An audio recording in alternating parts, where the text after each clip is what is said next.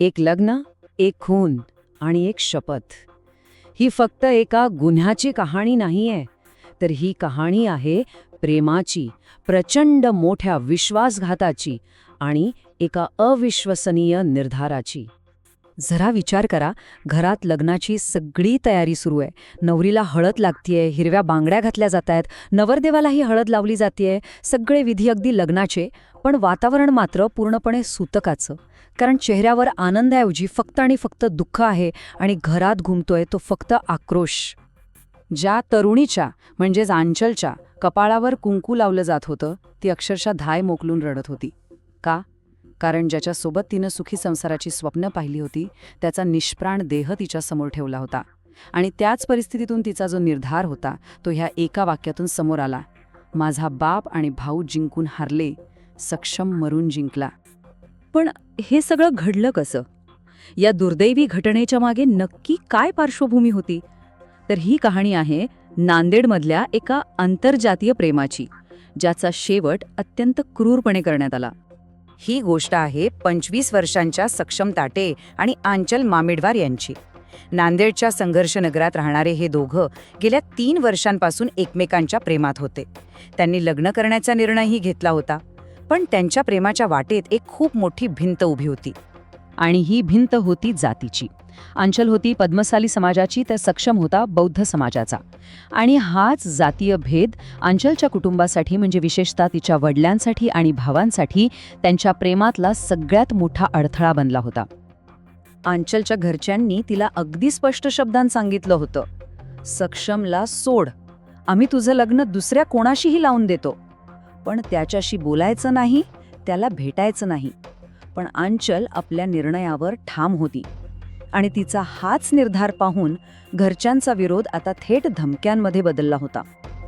आणि मग आला तो काळा दिवस, 27 नोव्हेंबर, ज्या दिवशी प्रेम आणि धमक्यांच्या या संघर्षाने एक अत्यंत भयानक आणि हिंसक वळण घेतलं. 27 नोव्हेंबरची संध्याकाळ होती. आंचलच्या भावांनी, जे सक्षमचे मित्रच होते, त्याला चहा प्यायला बाहेर बोलावलं. मित्रांचा फोन आलाय म्हणून सक्षम अगदी सहजपणे गेला. पण तिथे पोचल्यावर त्याच्या लक्षात आलं की हा मैत्रीचा नाही, तर एका मोठ्या विश्वासघाताचा सापळा होता. तिथे तिचे भाऊ, वडील आणि आणखी काही जण आधीच दबा धरून बसले होते.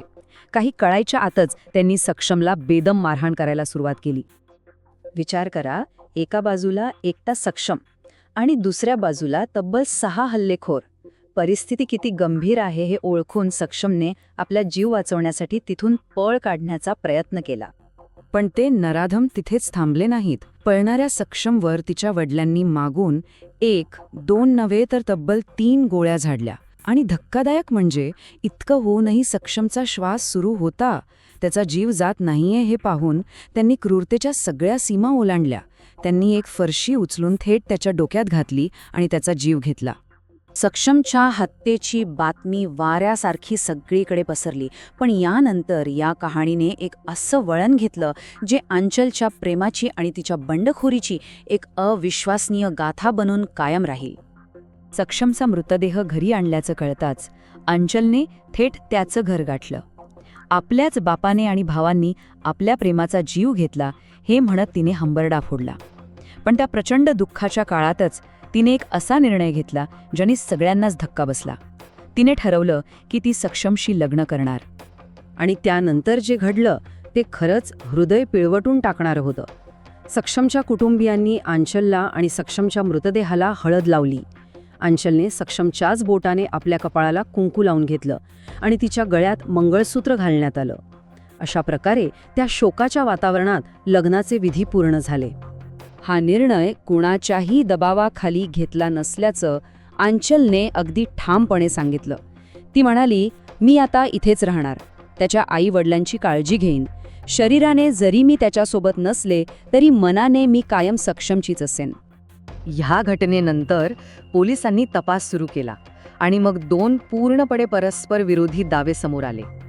आता बघा, एका बाजूला आंचलचा स्पष्ट दावा आहे की हा खून फक्त आणि फक्त जातीय द्वेषातून झालाय, कारण तिच्या घरच्यांचा विरोध फक्त सक्षमच्या जातीला होता. तर दुसऱ्या बाजूला तिच्या वडिलांनी बचावासाठी एक वेगळाच दावा केलाय. त्यांचं म्हणणं आहे की त्यांचा विरोध सक्षमच्या गुन्हेगारी पार्श्वभूमीला होता, त्याच्या जातीला नाही. पण यातला विरोधाभास असा आहे की जे वडील सक्षमच्या गुन्हेगारी पार्श्वभूमीवर बोट ठेवत आहेत ते स्वतः मोक्का कायद्यांतर्गत आरोपी आहेत. म्हणजे त्यांची स्वतःची पार्श्वभूमी ही गुन्हेगारीचीच आहे.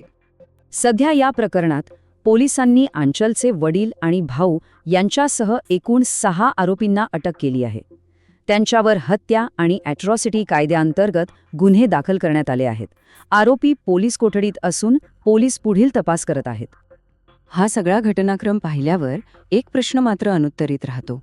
हा खरंच ऑनर किलिंगचा प्रकार होता की गुन्हेगारी जगतातील वैमनस्यातून घडलेला खून? या संपूर्ण दुःखद प्रकरणाबद्दल आपल्याला काय वाटतं? आपलं मत कॉमेंट्समध्ये लिहून नक्की कळवा. आणि अशाच गुंतागुंतीच्या आणि महत्त्वाच्या कथांच्या सविस्तर माहितीसाठी आमच्यासोबत जोडलेले रहा आणि सबस्क्राईब करायला विसरू नका.